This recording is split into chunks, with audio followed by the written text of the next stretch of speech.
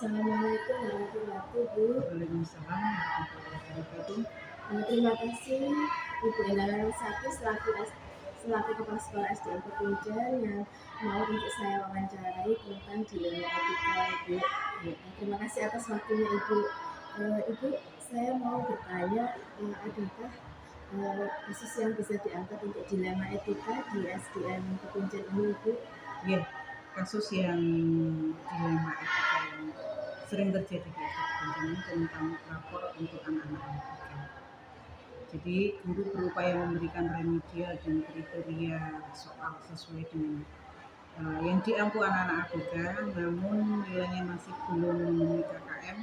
Walaupun KKM ini sudah diturunkan di level bawahnya dari anak-anak yang reguler, tapi di satu sisi menegakkan kejujuran tentang nilai-nilai anak-anak tersebut masih belum tertanam.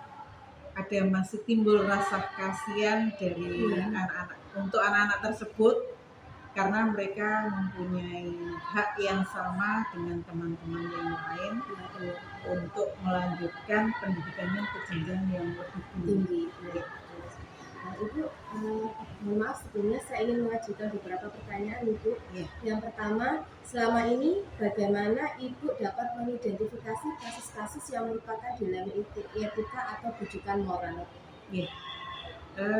Berdasarkan kasus yang terjadi, sering ditandai adanya pilihan antara sama-sama benar. Jadi tidak ada bujukan dalam kasus ini karena tidak ada pelanggaran hukum yang terkait di dalamnya, sehingga kasus ini bisa diangkat untuk meningkatkan kompetensi belajar anak-anak yang sama antara anak-anak yang biasa dengan anak-anak yang berkebutuhan khusus. Untuk yang kedua Ibu, selama ini bagaimana Ibu menjalankan keputusan di sekolah SDN Pekunjan, terutama untuk kasus-kasus di mana ada dua kepentingan yang sama-sama benar atau sama-sama mengandung nilai kebajikan? Jadi untuk mengangkat kasus seperti ini biasanya saya lakukan koordinasi dengan guru kelas. Nah, setelah koordinasi dengan guru kelas baru nanti kita musyawarahkan dengan guru-guru yang lain dalam satu forum yang biasanya kita selenggarakan setiap 1 bulan sekali. Walaupun itu biasanya melalui kombel yang kita lihat ini bisa kita jadikan salah satu sarana untuk berbagi informasi dan berbagi praktek baik untuk kita semua di SDN. Yang ketiga Ibu, langkah-langkah atau prosedur seperti apa yang biasa Ibu lakukan selama ini? Untuk langkah-langkahnya melalui musyawarah dan mufakat dengan teman-teman semua yang ada di SDN ini, baik itu guru kelas maupun guru mapel, semuanya kita libatkan supaya pengambil keputusan ini tidak hanya berpihak pada satu orang saja. Yang keempat Bu, hal-hal apa saja yang selama ini Ibu anggap efektif dalam pengambilan keputusan pada kasus-kasus dilema etika? Yang jelas komunikasi ini penting. Apapun itu, kalau kita komunikasikan dengan baik dengan pihak-pihak terkait, insya Allah semuanya akan bisa berjalan dengan baik.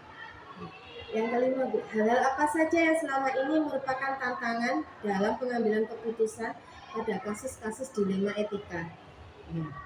Tantangan dalam pengambilan keputusan terutama yang kita angkat ini adalah anak-anak yang berkebutuhan khusus Anak-anak yang berkebutuhan khusus ini perlu adanya dukungan dari semua pihak. Jadi mengoptimalkan potensi yang dimiliki anak-anak berkebutuhan khusus itu penting sekali, dan terutama kerjasama dan perhatian dari orang tua juga akan mendukung keberhasilan anak-anak. Yang keenam Bu, apakah Ibu memiliki sebuah jadwal tertentu dalam sebuah penyelesaian kasus dilema etika? Apakah Ibu langsung menyelesaikan di tempat atau memiliki sebuah jadwal untuk menyelesaikannya? Bentuk atau prosedur seperti apa yang Ibu jalankan?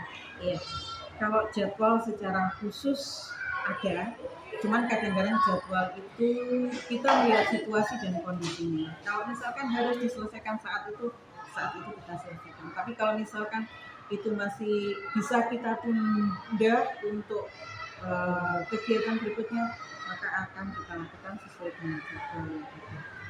Yang ketujuh Bu, adakah seseorang atau faktor-faktor apa yang selama ini mempermudah atau membantu Ibu dalam pengambilan keputusan dalam kasus-kasus dilema etika? Yang jelas guru kelas ini yang berperan penting, yang berhadapan langsung dengan anak-anak, dan tidak lupa juga guru mapel yang lain juga berperan penting dalam pengambilan keputusan tentang dilema etika anak-anak. Dan untuk kesimpulannya Bu, dari semua yang telah disampaikan, pembelajaran apa yang dapat Ibu petik dari pengalaman Ibu mengambil keputusan dilema etika? Ya, ini tentang dilema etika di sini kesimpulannya bahwa anak-anak berkebutuhan khusus itu bukanlah anak-anak yang harus kita kecilkan, bukan anak-anak yang harus kita kesampingkan, walaupun di sekolah kita ini adalah sekolah reguler, tapi anak-anak berkebutuhan khusus ini kita ajak berdampingan dengan anak-anak yang lain supaya dia bersosialisasi dengan yang lainnya, kemudian dia bisa istilahnya bisa mengambil hikmah. Kemudian kalau kita biarkan, maka anak-anak ini akan merasa minder karena dia aku kok gini, dia kok enggak itu. Jadi harapan kami dengan duduk bersama antara anak-anak yang normal dengan anak-anak yang berkebutuhan khusus ini, mereka bisa meningkatkan potensi karena semua anak itu punya kelebihan dan kekurangan masing-masing. Itu yang harus kita perhatikan sebagai pendidik agar anak-anak berkebutuhan khusus ini juga bisa maju.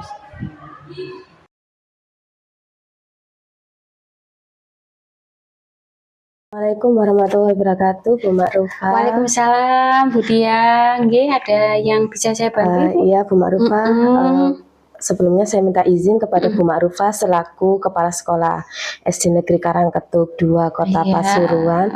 Saya ingin melakukan wawancara terkait dilema etika. Oh, nggih, monggo Ibu. Iya. Sebelumnya saya akan mengajukan beberapa pertanyaan ya Ibu. Baik. Yang pertama, selama ini bagaimana Anda dapat mengidentifikasi kasus-kasus yang merupakan dilema etika atau bujukan moral? Iya. Gini Bu ya, sebelum mengidentifikasi, yang pertama saya harus paham dulu apa itu dilema etika, apa itu bujukan moral. Nah, sepengetahuan saya, kalau dilema etika itu benar-benar gitu ya, gampangnya gitu ya. Kalau bujukan moral itu benar salah gitu ya Ibu ya. Nah, kalau sudah bisa membedakan seperti itu, maka saya bisa memilah-milah kasus tersebut.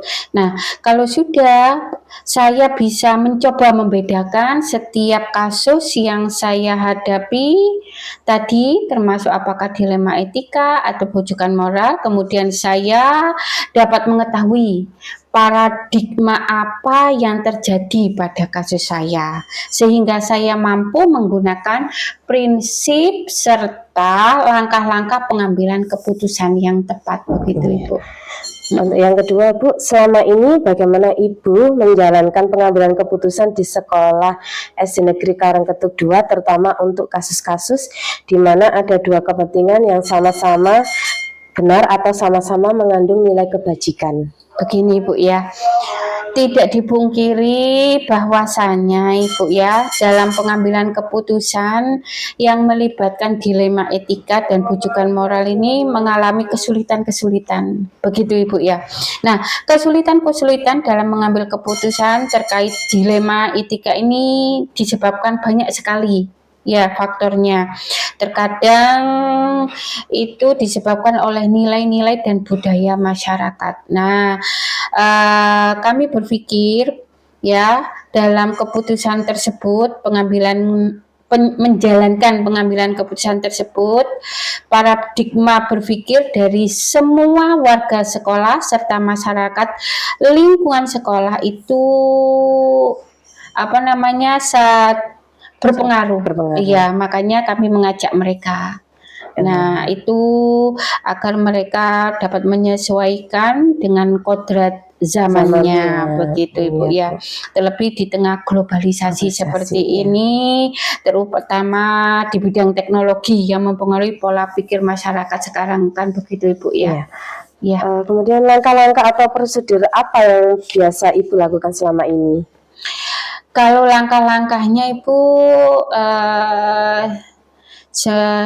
yang pertama itu saya harus mengenali nilai-nilai yang saling bertentangan. Di situ dalam kasus itu ada nilai-nilai yang bertentangan apa saja.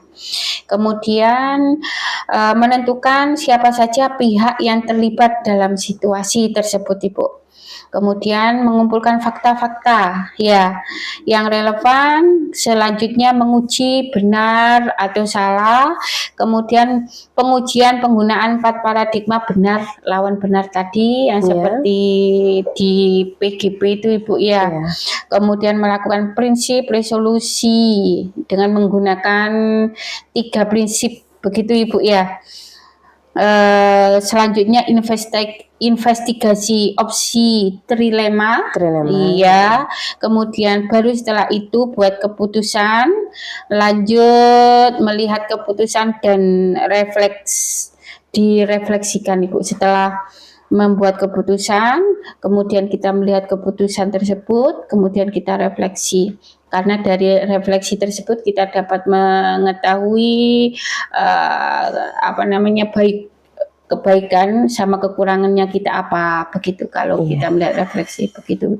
Kemudian hal-hal apa yang selama ini Ibu anggap efektif dalam pengambilan keputusan pada kasus-kasus dilema etika?